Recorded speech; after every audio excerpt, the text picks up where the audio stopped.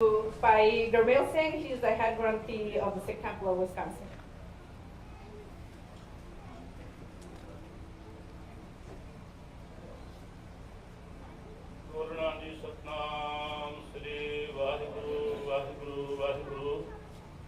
ਅਰਦਾਸ ਓੰਕਾਰ ਵਾਹਿਗੁਰੂ ਜੀ ਕੀ ਫਤਿਹ।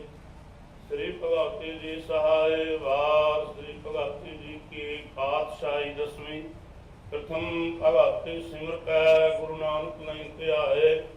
ਹਿਰੰਗਕ ਗੁਰ ਤੇ ਅਮਰਦਾਸ ਰਾਮਦਾਸ ਹੋਈ ਸਹਾਇ। ਹਰ ਜਨ ਹਰ ਗੋਬਿੰਦ ਨੋ ਸਿਮਰੋ ਸ੍ਰੀ ਹਰਿ ਰਾਏ। ਸ੍ਰੀ ਹਰਿ ਕ੍ਰਿਸ਼ਨ ਧਿਆਈਐ ਜਿਸ ਡਿਠੇ ਸਭ ਦੁਖ ਜਾਏ। ਏਕ ਬਹਾਦਰ ਸਿਮਰਿਐ ਘਰ ਨਾਮ ਨਿਤਾਵੈ ਥਾਏ। ਸਭ ਥਾਈ ਹੋਇ ਸਹਾਇ ਦਸਵੀਂ ਪਿਤਾ ਸਾਹਿਬ ਸ੍ਰੀ ਗੁਰੂ ਗੋਬਿੰਦ ਸਿੰਘ ਸਾਹਿਬ ਜੀ। ਸਭ ਥਾਈ ਹੋਣਾ ਜੀ ਸਹਾਇ। ਦਸਾਂ ਪਾਤਸ਼ਾਹੀਆਂ ਦੀ ਜੋਤ ਸ੍ਰੀ ਗੁਰੂ ਗ੍ਰੰਥ ਸਾਹਿਬ ਜੀ ਕੇ ਪਾਠ ਦਰਸ਼ਨ ਦੀਦਾਰ ਦਾ ਧਿਆਨ ਕਰਕੇ ਬੋਲੋ ਜੀ। ਹੈ ਨਿਮਾਣਿਆਂ ਦੇ ਮਾਣ ਨਿਕਾਣਿਆਂ ਦੇ ਤਾੜ ਨਿਓਟਿਆਂ ਦੀ ਓਟ। ਧੰਨ ਧੰਨ ਸ੍ਰੀ ਗੁਰੂ ਨਾਨਕ ਦੇਵ ਜੀ ਮਹਾਰਾਜ। ਧੰਨ ਧੰਨ ਸ੍ਰੀ ਗੁਰੂ ਗ੍ਰੰਥ ਸਾਹਿਬ ਜੀ ਮਹਾਰਾਜ।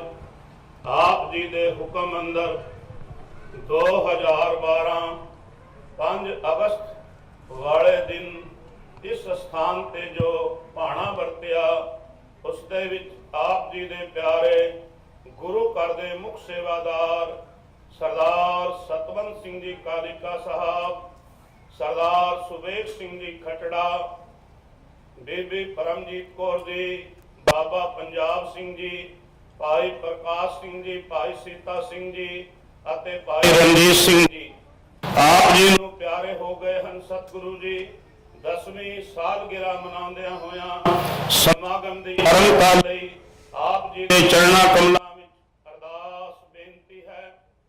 ਸਤਿਗੁਰੂ ਜੀ ਵਿਛੜੀ ਹੋਈ ਰੂਹਾਂ ਨੂੰ ਸ਼ਾਂਤੀ, ਪਿੱਛੇ ਸਰਬੱਤ ਨੂੰ ਪਾਣਾ ਮੰਨਣ ਦਾ ਬਲ ਬਖਸ਼ਣਾ ਅਤੇ ਸਾਰਿਆਂ ਨੂੰ ਚੜ੍ਹਦੀਆਂ ਕਲਾਂ ਵਿੱਚ ਰੱਖਣਾ ਸਮਾਗਮ ਦੀ ਅਰੰਭਤਾ ਦੀ ਅਰਦਾਸ ਬੇਨਤੀ ਹੈ।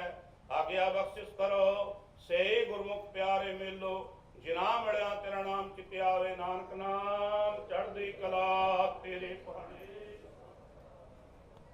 ਵਾਹਿਗੁਰੂ ਜੀ ਕਾ ਖਾਲਸਾ ਵਾਹਿਗੁਰੂ ਜੀ ਕੀ ਫਤਿਹ।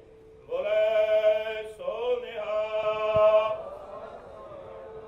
ਵਾਹਿਗੁਰੂ ਜੀ ਕਾ ਖਾਲਸਾ ਵਾਹਿਗੁਰੂ ਜੀ ਕੀ ਫਤਿਹ। Oh no, you can just put one.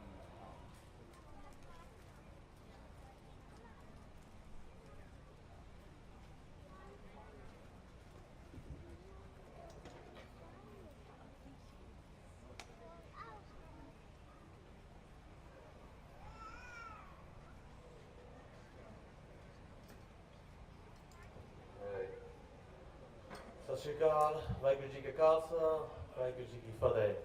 Thank you so much for being here tonight. First and foremost, I want to recognize and acknowledge that Oak Creek stands on traditional Potawatomi, Ho-Chunk, and Menominee homelands. I want to thank everyone that has come out tonight. And as I look around and I see family. And I see friends. And I see people that we have worked with over the past 10 years. Since August 5th, 2012, when we lost the lives of 7 souls, and we tried to rebuild as a community. Many of the questions that we have been taking over the past 3 to 4 days have centered around both tragedy and triumph. How can your community be so hopeful in times of tragedy and challenge? And we tell them that we stay true to our faith. We remain open when people are trying to close us off. This is what Sikhi is. Each Gurdwara in the world will have 4 doors, one to the north, the south, the east, and the west. And those 4 doors do not close because we are scared or fearful. That is the time that we must stay vigilant, but yet even more open, even more intentional with our openness. We are reminded that we stand for so much in this country. In 2012, that was the deadliest hate attack on a religious place of worship in nearly 50 years. It was at a Sikh Gurdwara. It was committed by an affiliated domestic terrorist, white supremacist. Sikh means to learn. A Gurdwara is a place of teaching. What we showed the world, what we showed each other, is what people can learn from us. And in that same vein of learning and teaching, we also learned how to have a deeper sense of Sikhi and what that means to truly embody what that is. So people ask that question because they're genuinely curious. As they're going through their particular challenges, how do you remain hopeful in times of challenge? And I look around to everybody that's gathered here today. We don't do this alone. We not only have a Sangat that is inside of our Gurdwara, but we have an entire Sangat that's been to the United States of America and the world. This tragedy was heard not just in the United States, but all over the world. It resonated with every single Sikh. And that had an exponential effect. So as Brian Murphy says, 7 lives plus multiplied by 7, multiplied by 7, multiplied by 7, creates this ripple effect of mutuality, love, inclusion, and connectedness. We all know where we were on August 5th, 2012. All of us. That's the resonating story that I remember where I was when that happened. I said, yeah, I know you do. I know exactly where I was too. And I wish you today, Murph and I were talking a little bit about this. Steve Scafidi and I were talking a little bit about this. But in each one of our lives, if it's a life that is worth living, we should all have 2 birthdays. My birthday is on August 3rd. That's the day that my mom gave birth to me, 1976. My second birthday is the one that I share with all of you, because all of you found that second birthday is marked not by birth from our mother or a maternal figure. It is marked by the purpose that we take on and the reason that we found out why we are alive and what we're going to do about it.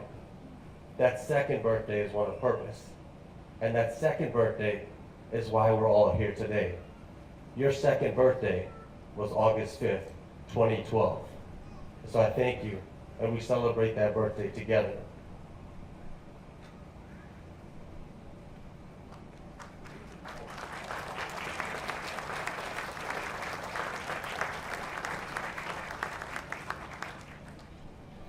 And I welcome to the stage our opening interfaith prayer. I'd like to welcome Bishop Paul Erickson from the Greater Milwaukee Synod, ELCA. I'd like to also welcome Rabbi Stephen Adams, President of the Wisconsin Council of Rabbis and the Jewish community. Please help us welcome Reverend David Simmons, who is the chair of the Interfaith Conference of Greater Milwaukee. And Sarvesh Gedam, who is from the Hindu Temple of Wisconsin. And I'd like to welcome Bhai Raghvinder Singh, who is the son of Baba Punjab Singh. Welcome.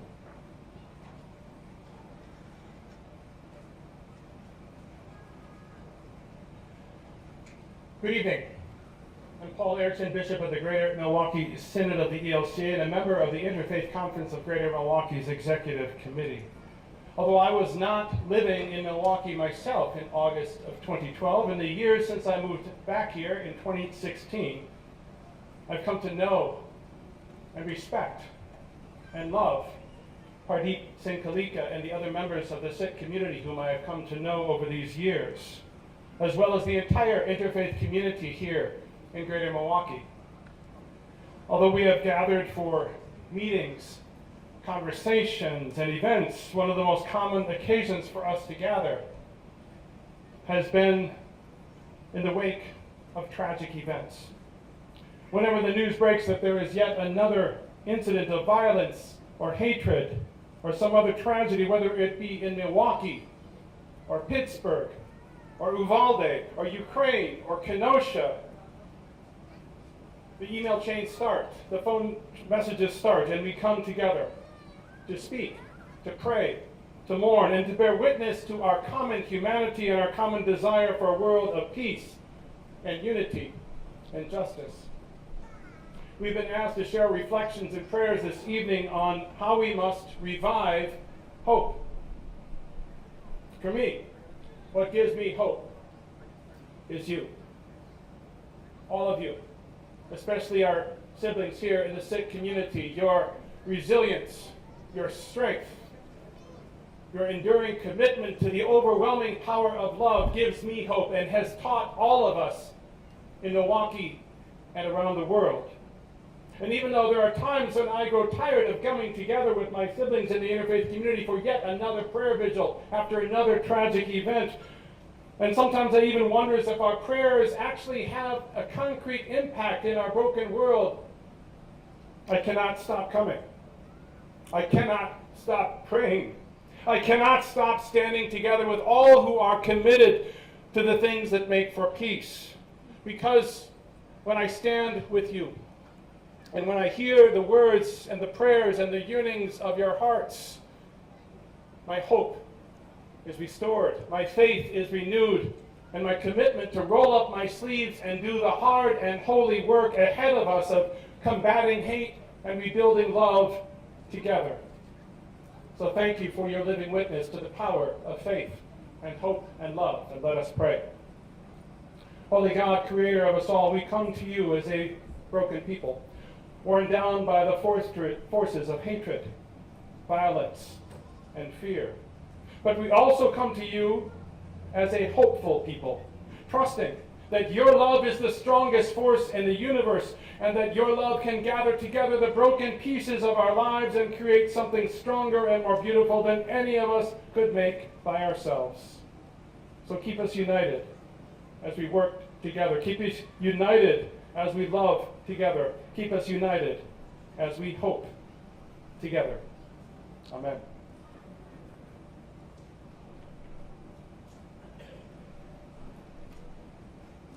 I have to begin by saying that in the past decade or so, so many of us in one way or another have been hit by tragedy, so many of our communities, and it's a horrible, unfortunate thing, but I do want to say that the response of the Sikh community has been inspiring and educational, and I think we can all learn a lot from the kind of values that are being shared. This evening, we are gathered to remember and honor the lives of those individuals who were killed in the sacred, peaceful place of worship 10 years ago. Their murder was motivated by hate and ignorance, yet we cannot let hate prevail. Reverend Dr. Martin Luther King Jr. said, "Hate cannot drive out hate, only love can do that." And so if we want to defeat the scourge of hate, we're obliged to share as much love for each other and for all people as we can. It is from the love we feel for others that we offer our prayers to heal this community and this world. Part of healing is keeping alive the memories of those we have lost. Whether we knew them personally or not, those we remember were part of our family, the family of humanity. This evening we unite in our sense of shared pain and hopefully unite in our efforts to move this world to a better, safer place, one in which we respect differences while realizing that we are more alike than different and we are all one family. Jewish tradition teaches us that it was for this reason that humanity was first created as one person, to teach that anyone who destroys a life is considered by Scripture to have destroyed the entire world, and anyone who saves a life is as if he has saved the entire world. At this time, We honor those who risk their lives to help save the lives of others. May they inspire us to act with the same courage they displayed in order to help save this entire world. This evening we pray and gather in unity. May we leave here committed to never be silent when we hear or see hate or bigotry displayed. May we commit to lives motivated by being actively anti-racist and anti-hate. May we be inspired to use love as a tool to cure the ills of the world. And may the memories of all the victims of such heinous acts inspire us to always work to repair the world. The Hebrew poet Hannah Senesh once wrote, "There are stars that illumine our skies long after they no longer exist. And there are people who add light to our darkest nights long after they have gone from this world. Those we remember this evening are like those stars. Their memories will continue to inspire and warm our world for a long time. Zichronam livracha. May their good names always be a blessing and an inspiration."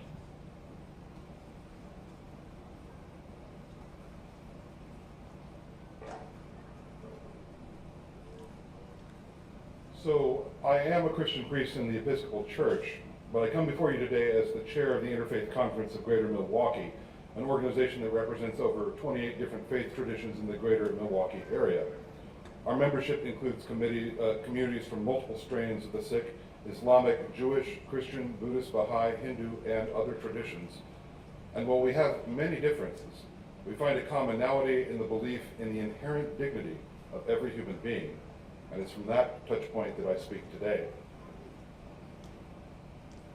The first passage of the Sikh scriptures, the Guru Granth Sahib, reads in translation, "First, God created light. All humanity has been created by the same divine. All have been created out of the same light. How could one be good and another bad?" And the teachings of the Gurus from Guru Nanak until the appointment of the scriptures as the eternal Guru for Sikhs points clearly and inexorably to this understanding for Sikhism's adherents, that God permeates us all, that we're all part of the one divine. Other world religions articulate the divine-human relationship differently, but with a similar end. The Roman Catholic monk Thomas Merton wrote about his epiphany in Louisville in 1968. "In Louisville, at the corner of 4th and Walnut, in the center of the shopping district, I was suddenly overwhelmed with the realization that I loved all these people, that they were mine and I theirs, and we could not be alien to one another, even though we were total strangers." His insight was that it was only a dream of separateness that kept us apart. The illusion of separateness is a sinful luxury, one that is rightfully challenged in times of grief, when we're given a choice as to whether we continue to cling tighter to that illusion or allow it to shatter and see the essential oneness that binds us all. We, your siblings and friends, recognize the mixed nature of Sikh experience in America. You have found great opportunity, but have also experienced much hardship and discrimination. 10 years ago, when this temple was assaulted and your community lost so many of its members, you could have turned inward, but you did not. You stayed true to the teachings of your gurus. You could have closed your doors in fear. Instead, you courageously opened them for Langar, and people flooded in to demonstrate solidarity. The Sikh community of Greater Milwaukee has shown us again and again what a belief in our essential human oneness looks like, and that witness has led to a general strengthening of ties among our interfaith community. So I'm here to thank you for your gift to us. Your strength in grief has strengthened all of us in hope. And what is our hope? That we are at the turning of the tide. Theodore Parker wrote, and Martin Luther King Jr. quoted, that the arc of the moral universe is long, but it bends towards justice. Those of us who are people of faith, who accept our oneness in a loving Creator, who believe in the inherent dignity of every human being, have to recommit ourselves to a shared vision for a just and equal world based in nonviolence, where mass shootings are not the norm. We long for and commit ourselves to a nation where, as George Washington wrote to the Jewish congregation of Newport, they shall all sit under their own vines and under their own fig trees, and no one shall make them afraid. tonight and throughout this weekend, your siblings from other faiths sit with you in remembrance, so that we may continue to stand with you in hope and work for justice in the days ahead. Thank you.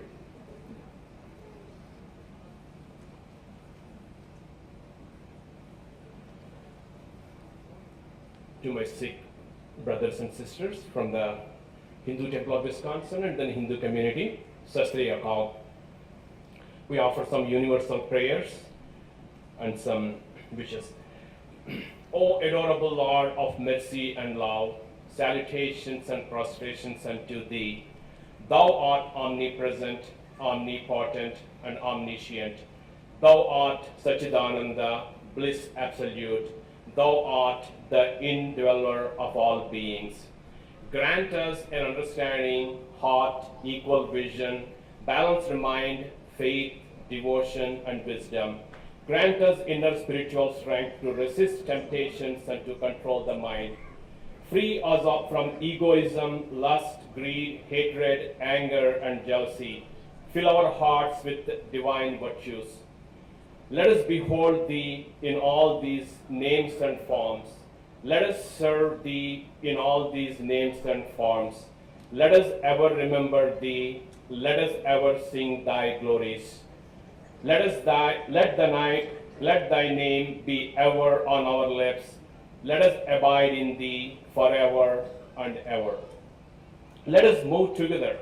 May we march forward with common goal. May we be open-minded and work together in harmony. May we speak in one voice. Let our minds be in agreement. May our prayers and purpose be one and the same. May we all be of one mind. May our aspirations be harmonious. This prayer is dedicated for such unity. May there be well-being in all. May there be peace in all. May there be fulfillment in all. May there be auspiciousness in all. May all beings be happy. May all beings be free from illness. May all beings see what is auspicious. May no being suffer. Om Shanti Shanti Shanti. Om peace, peace, peace. Thank you very much.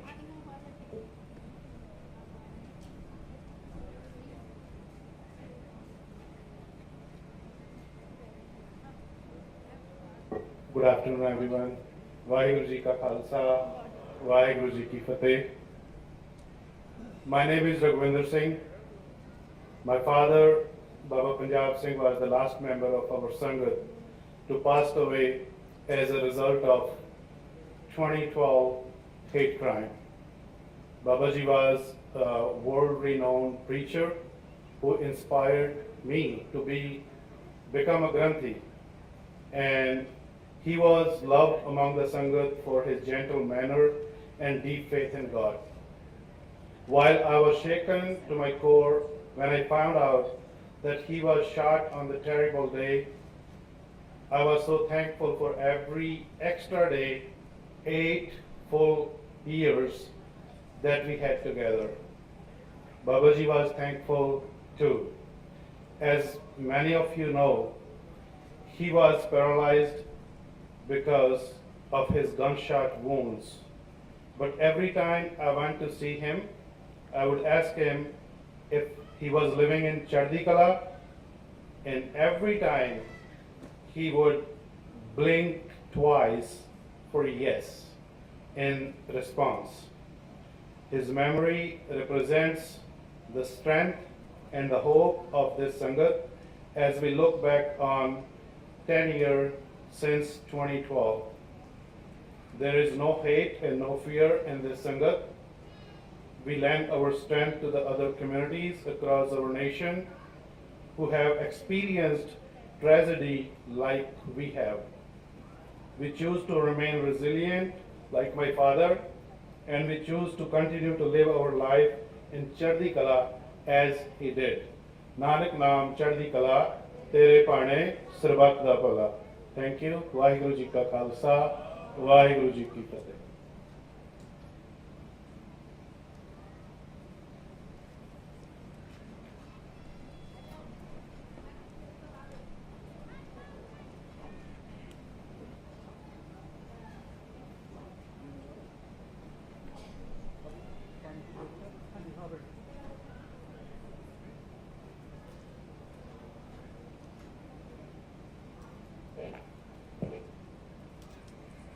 Today, I have the honor of introducing our 6 speakers, and these 6 speakers are sons, daughters, grandchildren of the 7 individuals that we have lost. Over the past 10 years, I've seen this community come together in many different ways. I've seen these young children grow in different ways, carry out their family legacies in different ways. I've seen them become nurses. I've seen them become different positions in the defense industry. I've seen them carry out in Chardikla in a way that Sikhism, as a Sikh, I would expect them to carry it out.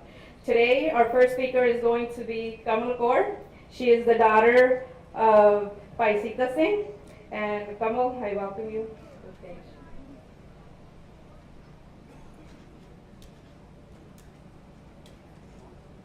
Okay, I'm going to actually introduce everybody at the same time. And then we have Kamal Sani. He'll be our second speaker. He's the son of Bibi Paramjit Kaur. And then we have Sandeep Khatra, who is the granddaughter of Bhai Civic Singh Khatra. And then we have Palmeet Kaur, who is the daughter of Bhai Prakash Singh. And then we have Ravinder Singh. He's the son of Bhai Ranjit Singh. So I'm going to have Kamal Kaur come up to the stage.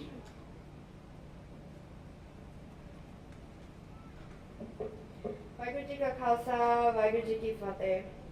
My name is Kamal Kaur. I was 11 years old when my dad was killed in 2012. I am now 21 years old and not enough has changed in this country. Every day innocent people are killed in this country, yet we haven't had done much to prevent those from happening. There are so many 11-year-old girls that grow up without a father now, just like I did. Every day in this country is a shooting that constantly reminds me of the pain that I had to go through every day. Every day I have to grieve. Every day I'm hurting. I'm so grateful for everyone that's here, but I received so many messages today being like, I'm here for you, I'm thinking of you today. And I just want everyone to know that I don't want you to think of me just today. I want you to think of me every single day, because I'm hurting every single day. Every single day I'm reminded of the tragedy that happened. Every single day I get to learn that another family is going through what I had to go through. Every single day there are kids who have to grow up fatherless, motherless.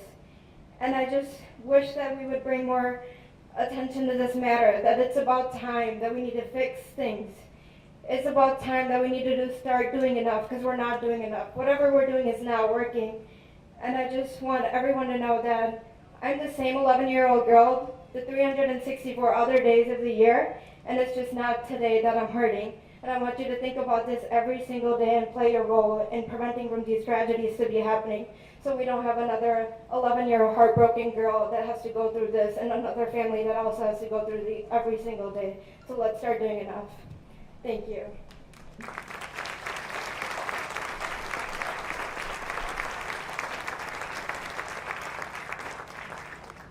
All right, good evening, everyone.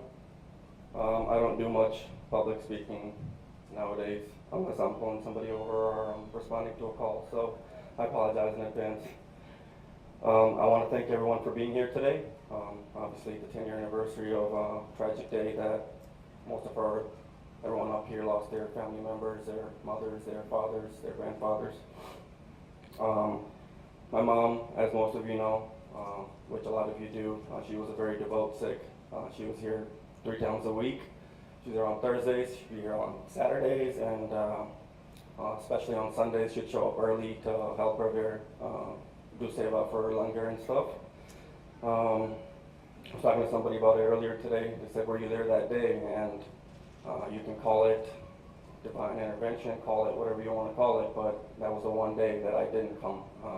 I'll be the first to admit that I wasn't always a very religious person, but it made her happy. So I showed up every Sunday just because it made her happy. All Sundays except that Sunday. So I also want to thank Brian, I know you're sitting here, so I stand before you today, 10 years later. We just want to shed light on the fact that a tragedy like that inspired me to make a difference in our community. 10 years ago, I said that I would set out to become a law enforcement officer, and 10 years later, here we are. So, and that's all thanks to Brian. If I didn't meet Brian after the shooting, he didn't inspire me. I was talking to somebody earlier, actually, I think it was a news reporter. He said, what inspired you to do it? Well, the sheer fact that an individual who showed up to a Sikh temple knew nothing about the Sikh temple, and Brian's the first one to admit that, right? So, and the fact that he ran towards chaos that day, not knowing these people, he didn't have to be here, he didn't have to do what he did, but he did. So, it really inspired me, and I thought I'm going to follow his footsteps. So over the last 10 years, Brian's been like a father figure to me, a brother figure to me. He inspired me to join the Marine Corps. Right after I came back, I said, Brian, what do I do now? And he said, get a job. Explicit words. And that's exactly what I did. So thank you, Brian, for guiding me, for being here today, and everything you've done for the community so far. And once again, thank you everyone for being here tonight.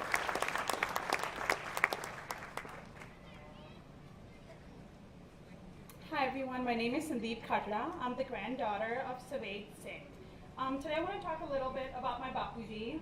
That's what I call them. He was one of the 7 victims of the shooting. My Bapuji, when I describe him, he was very determined, strong-willed, passionate about religion. Individually, my Bapuji came to Gurdwara every single day. He would walk from my parents' home every single day, no matter what the weather was. It could be snowy, rainy, it could be 100 degrees, he was here. He actually stopped one of his medications because it was allowing him not to, it was impacting his ability to walk to Gurdwara daily. This is how committed he was to Seva. When I reflect on the shooting, I'm filled with many different emotions, and amongst them are still anger and hurt. Why anger? My Bapuji was taken away from us, not at God's will, but because of an individual's will. An individual that felt entitled that he had the right to go into a place of worship to vengefully kill the worshipers. How has this become a normality in America today?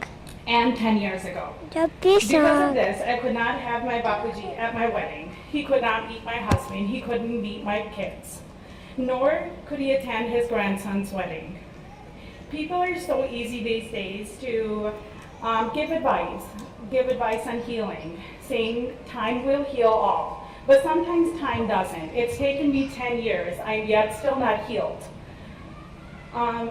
It's hard to forgive someone that has taken something so special from you, someone that has taken a piece of your heart. I think it's also important to acknowledge that everyone that was lost, we all feel the hurt till this day. No life was greater than the other. They were all equal to us. And then some positive things that came about after the shooting were that the shooting led to cultural and religious awareness. As a community, we could have closed, but we did not. We opened up. We explained what our culture was. We explained what our religion was. So people were more aware of us. And this allowed the young generation to be comfortable into wearing turbans, whereas that could have caused them to come back and cut their hair, but they did not. It allowed us to wear our attire in public events. The community, Oak Creek community, has come together to support one another. I'd like to extend my thank you to all that have come to celebrate, along with our sadness about the 7 that were lost. Thank you.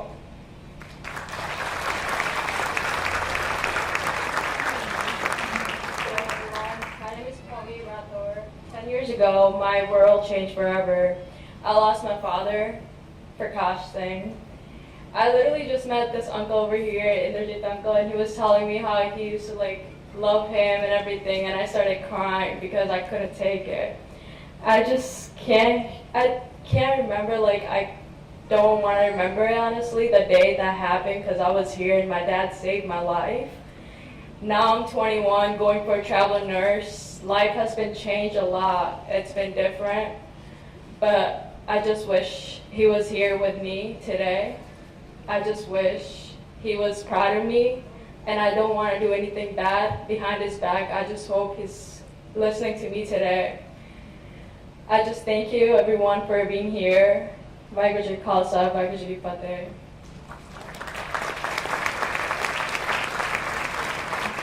Hello guys, my name is Gurvinder Singh. I'm the son of Ranjit Singh. I just wrote something which it took me about 10 years to put it together, you know? Like I finally had time and courage to actually write about this. So I still remember that day when I got off that plane, you know? It was like a whole different thing where I spent my life 14 years in India. Like I never saw what was coming to me. Going to the funeral home, it was pretty brand new to me. Like I never thought I was gonna actually walk into a funeral home at the age of 14, and I never did before that. Walking up to my dad was like the hardest thing. Like you can't even imagine, to be honest. Looking at him it was like a couple more minutes and he'll be gone.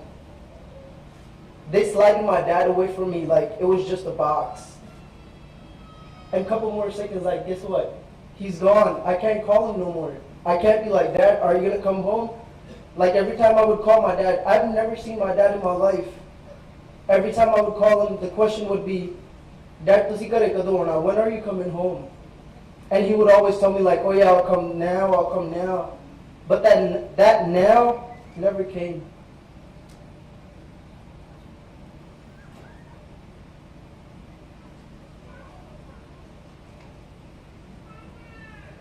I don't know.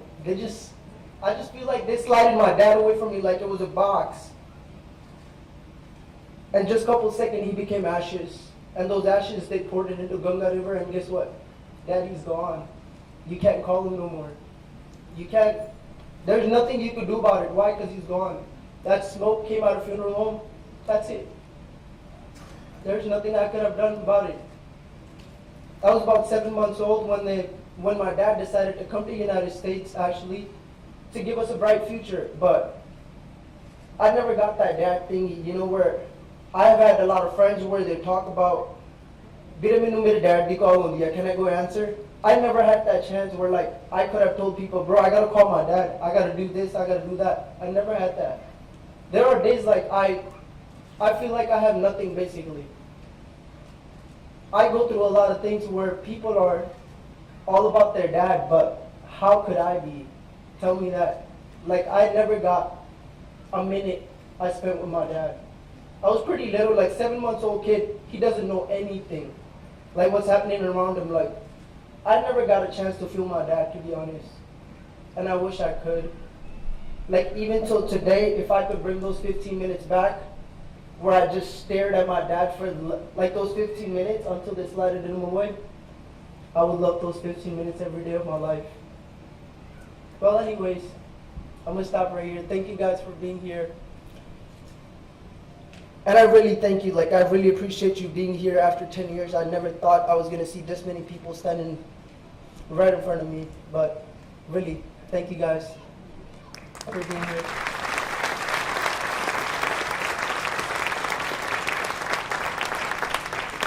All right, ladies and gentlemen, I already spoke about Brian, so everything that I had written down, I said in my speech. So without further ado, give you Lieutenant Brian Murphy.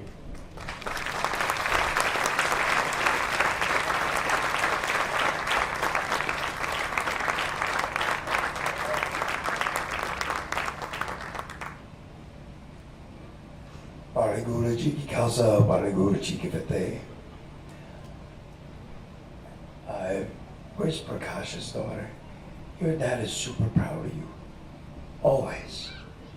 All of you who were just up here, your parents are more proud of you now than ever before. I know. I know this to be true. I'm gonna tell you a story, and this is true. 100 yards from here, laying under the car, he runs out of ammo and he's getting ready to shoot me more. My sister Elaine, who is my best friend, died in March of 2012. And as I'm laying under the car, I hear my sister Elaine, clear as a bell, "Brian, you have to move now." And I roll out from under the car and I start moving, and that's what saved my life. I know they're there. We just can't see them and we can't appreciate them, but they're there. There's a ripple, and Pradeep and I were talking about this, and I'm sitting on the edge and I'm looking at the faces of the 7 individuals who lost their lives simply because they didn't do what this other person did. But what happened to me was, while I'm laying in the hospital and you have this near-death experience, you come to realize the ripple effect. And what that ripple is everything you say and everything you do affects someone else's life. You never see it, you don't hear it, but I know that it does. But we had talked about your father, Baba, at Punjab Singh, and I can be honest that laying in the hospital and feeling bad, and all the years since I still get injections, and the Wisconsin weather doesn't help my hands at all, but whenever I feel badly, I think of Baba. And we had talked when I was in Jersey and how Baba lived in Chardikala, and I thought to myself, how can I, who can get up and walk and talk, ever feel badly when a man who was trapped in his own body is living in Chardikala? Do we get that? We live so much of our lives worrying about petty little things that mean absolutely to nothing to anybody, and we're letting 3 to 5 seconds of our day wreck our whole day, when we should do the exact opposite and think, in the next 3 to 5 seconds, I'm going to do something for someone else. That's the ripple effect. The 7 people who died have 7 family members who have 7 family members, and it goes on and on and on. And I think all of us who are here today, if we didn't take the lessons that we should have learned and pass it on to live our lives to the fullest, to be nice to one another, to look out for one another. You are your brother's keeper. Let's not lose sight of that. We owe one another. And while I agree, I absolutely agree with you that why is this going on? No one knows the answer, but I know I can only control me. And if I can control me, where when I feel anger, I change it and I move it to love, the more I can do that, the better off it's going to be, because we all know when someone does something nice for us, our next thing is to do something nice for someone else. So that's where the ripple effect takes place. The last piece of my little puzzle here is, I hate the word hero, and people who know me know that, because there were so many heroes inside the temple that day. But my hero is Mr. Kalika, because without what he did, without his actions, without him delaying the shooter, things would have turned worse. And I think every day, and when I go out and I talk, I speak specific to a true warrior has nothing to do with age, has nothing to do with sex. It has to do with heart and mind. And if you're doing the right things and you're doing it for the right reasons, nothing will ever stop you, and nothing should ever stop you. I appreciate everybody being here. Thank you for your time, and thank you to you guys. And I mean that sincerely. If you're looking around and thinking why, and I'm looking at Papa's great grandson, and I'm thinking, that little dude running up the aisle, that should be your why. Every day, look at that smile, and you tell me I shouldn't be doing something better to the next person, because that little dude deserves a better world than what we got going on right now. You guys take care of that.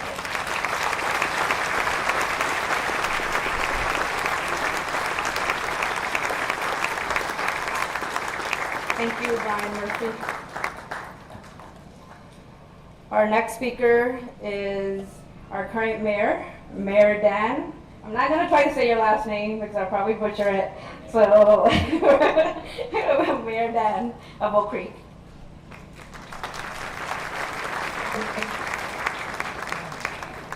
Good afternoon, everybody. I am Mayor Dan Bukevich, for the record, and I am the current mayor of the city of Oak Creek. And I'm proud to serve it, and more importantly, I'm really proud to have the Sikh community right here in Oak Creek.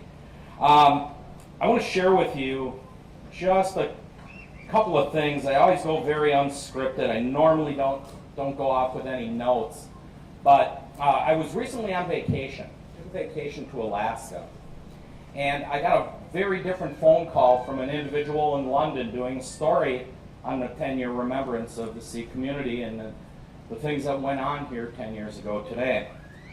And he gave me a number of questions, and I was communicating from him, and we were 9 hours apart, talking about an incident that was 3 hours behind us, half a continent away.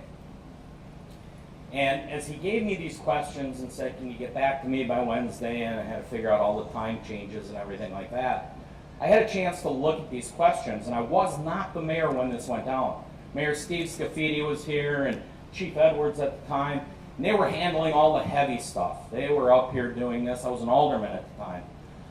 So I got to see it from a different perspective as well. And he asked me some questions regarding my thoughts on what I seen and what I experienced. And, you know, one of the first things I really wanted to express was really my sincere condolences to the victims and their families. That was number one. And also the Sikh community, not just here in Oak Creek, but throughout the United States and worldwide. Because this just wasn't a Sikh event that happened in Oak Creek. This was a Sikh event that rippled out. It started in Oak Creek like a pebble in a pond and rippled out across the state, across the nation, and went worldwide. This was one of the first hate crimes in a place of worship.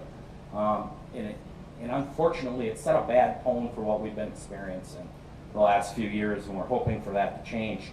But he asked me some questions, and he asked me if he felt the community, not just Oak Creek, but the Sikh in general, if justice had been served. And I had some time to think about this, and I wrote him back, and I really said, you know, I don't think it's for me to define that for anyone, and I don't think it was ever about justice, because it's really not what I've learned as I've come here as a guest. And now when I come here, I feel completely accepted as a friend of the Sikh community. And, you know, I told him, I said, I don't really believe it's justice, because the Sikh religion doesn't look for justice. It looks for forgiveness, acceptance, and love. And that's exactly how they handled the incident when it happened. And it set the tone for our administration here in Oak Creek, as Mayor Steve handled it, and Chief Edwards, and everybody went through what they did. And as our elected officials came together and our faith communities came together to support, it was led by the Sikh community's belief in how to handle this. And it really set the justice in my mind, if there's such a thing as justice, that the exact thing that this shooter intended to do, which was to rip apart a community and weaken it, went completely opposite. The Sikh community became stronger, not just in Oak Creek, but worldwide. The community, the city of Oak Creek, looked on it as an attack on its neighbors and friends. And the Sikh community became tighter within Oak Creek. Everything he intended to do got the opposite reaction. We lost 7 individuals that day. But those 7 individual lives that were lost touched lives worldwide. And as I was writing this, I started to realize this, and I thought, holy cow, I don't exactly know why that destiny was for these 7 people to be lost the way they are. And here we are 10 years later. And we have motorcycle clubs coming from across the country to honor these folks. Those were lives touched. And the more lives we touch, the more numbers we create that stand up and say no. Last night, Interfaith put on a seminar, or if you want to call it a seminar, on preventing hate crimes in places of worship, or hate crimes in general. There is strength in numbers. Pardeep looked around that room yesterday and it was diverse. As I look around this tent, it's diverse. And he said, that's what I want my America to look like. I agree with him 100%. That's what I want my America to look like. That's what I want my Oak Creek to look like. The more we understand, the better off we are. Another thing that was born of this tragedy, and we do the remembrance every year, is an event here in Oak Creek we call Cafe. Cafe stands for Culture, Art, Food, and Entertainment. And it really started the first week of August to coincide with the remembrance. And this Culture, Art, Food, Entertainment event we put on brings together different cultures. We do it the first week of October. And it's put on at Drexeltown Square, and we all get in a circle. And we invite the community to come in and experience, and everybody gets a chance to explain their culture, their food, their art, their entertainment. In the Sikhs' case, they do turban tying, and they explain to the community why they wear it. They tie turbans. They invite people to wear them to experience a little bit of that. Every time we experience a little bit of that, we start to understand a little more. The more we understand, the more we'll stand together. And trust me, there's more of us that want this than the people that want the hate. So if we stick together in numbers, we can overtake this. It's my sure belief that the next generation will continue this. As Oak Creek has changed, the mayor has changed, our council has changed, our police chiefs have changed, our fire chiefs has changed, and our personnel has changed. The one thing that hasn't changed is our commitment to the Sikh community. We will always stand with you. So if it's not me, it will be the next generation up here moving us forward. You've just seen some young folks speaking to you from the Sikh Temple.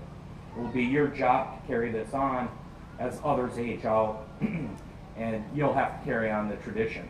But I know this will be a standing event in Oak Creek for years to come, and will never have been forgotten, because we are one. We are a community of one, and you are welcome with us.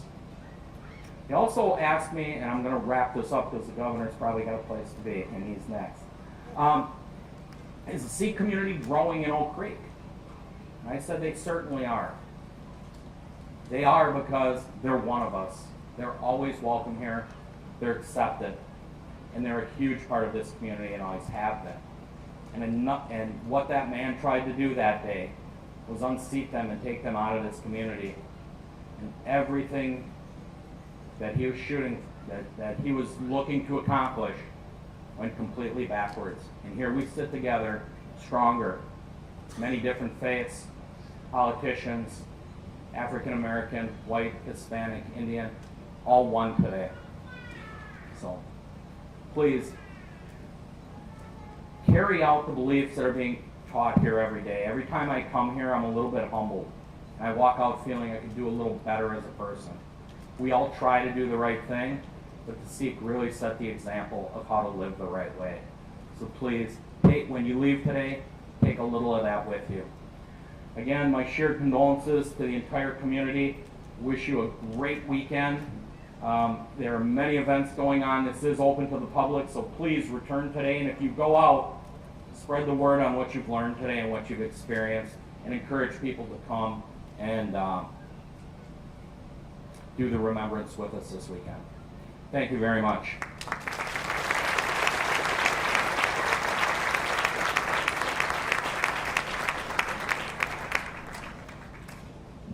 Thank you so much, Mayor, and thank you so much to your commitment to the Sikh community, your commitment to diversity, and you're right, our diversity is what makes us strong. It is what makes Oak Creek beautiful.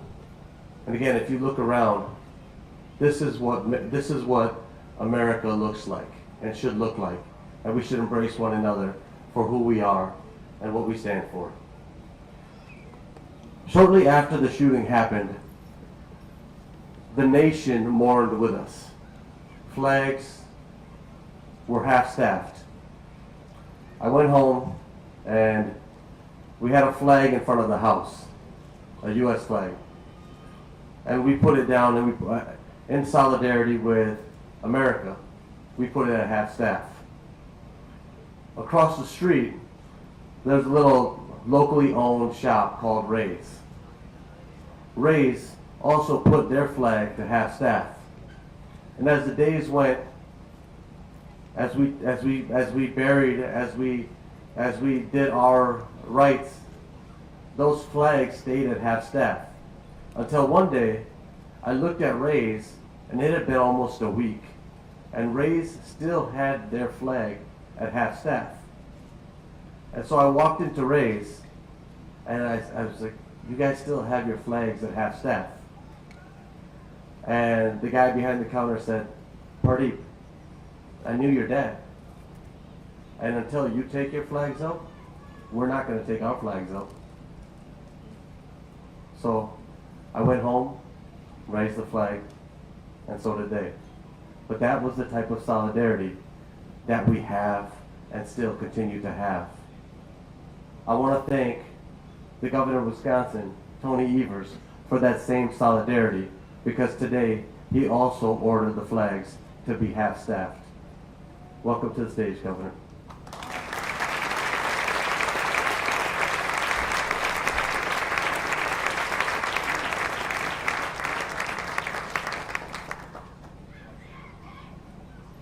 Well, thanks so much, Pardeep. It is an evening of sadness and remembrance, and I thank you for the privilege of inviting me to join you for tonight's ceremony's vigil as we honor the memory of 7 individuals whose lives were taken in the hateful attack on the Sikh Temple of Wisconsin 10 years ago today. First, I want to extend my sincerest appreciation to the Gurdwara leadership of the committee, leadership committee of the Sikh Temple of Wisconsin, and everybody from Oak Creek, Sangat. Their hard work has brought us together tonight to pay tribute and mourn and heal together. Obviously, I want to thank Mayor Vukovic, the Sikh Coalition, the Sikh American Legal Defense and Education Fund, and the Interfaith Conference of Greater Milwaukee for their efforts to support this weekend's events. And also want to recognize Attorney General Call, who is with us tonight, and of course, Congresswoman Gwen Moore.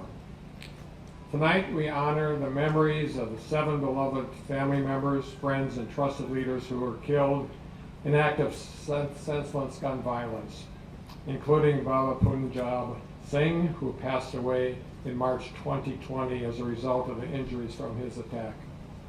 While it's been 10 years, the grief and loss that was felt across our state and nation remain really fresh in our hearts and minds. Today we hold close to our hearts each person who was taken from us, and we pray for healing and peace for all those that we've lost and miss them every day. We're also here tonight to recognize Lieutenant Brian Murphy. We heard from Officer Sam Lenda and all the first responders and the worshipers who put themselves in harm's way 10 years ago today to save the lives of others. Truth be told, there in many ways words are insufficient. Bravery, selflessness, extraordinary. Thank you, even a thank you, frankly, feels like it falls far, far too short to all those heroes. So there really aren't words. In fact, except to say on behalf of a grateful community and a grateful state, we see you, we honor you, and you are so cherished. This vigil and the events taking place throughout the weekend are incredibly important. Only together can we heal. Only together can we prevent another senseless tragedy like this one from happening ever again. Especially as acts of racism, xenophobia, hate, and racialized violence continue to upend our world today, and this weekend are an opportunity for us to come together as a community of all different faiths, beliefs, and backgrounds to not only honor the memories of the victims, but to say unequivocally that hate has no place here in the state of Wisconsin.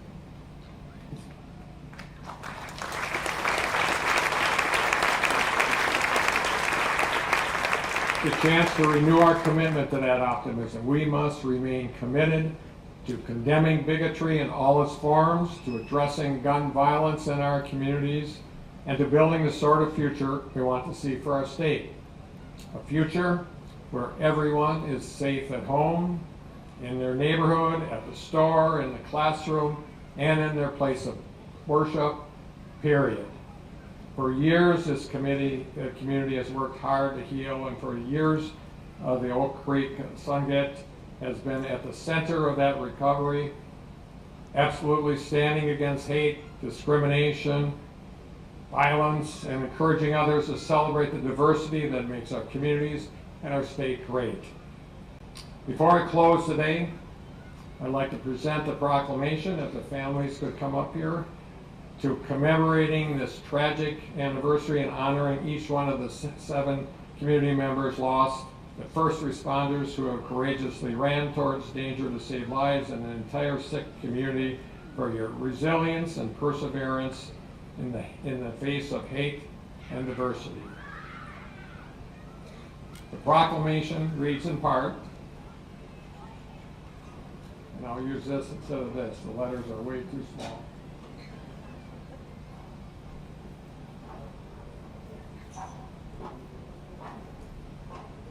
Proclamation reads in part, quote, "The legacies of those 7 individuals that were tragically lost will live on forever as they're reminded by their families and community with love and honored through continued acts of service, interfaith collaboration, and civic engagement." Quote, "While Oak Creek remains a painful reminder of the work that still must be done to protect all communities in the United States against the rising threat of targeted, hate-fueled violence, it is also a shining example of resilience in the face of tragedy and the continued shared hope that we can work together to make for a better tomorrow." So thank you, and thank you for having me this evening, and thank the family.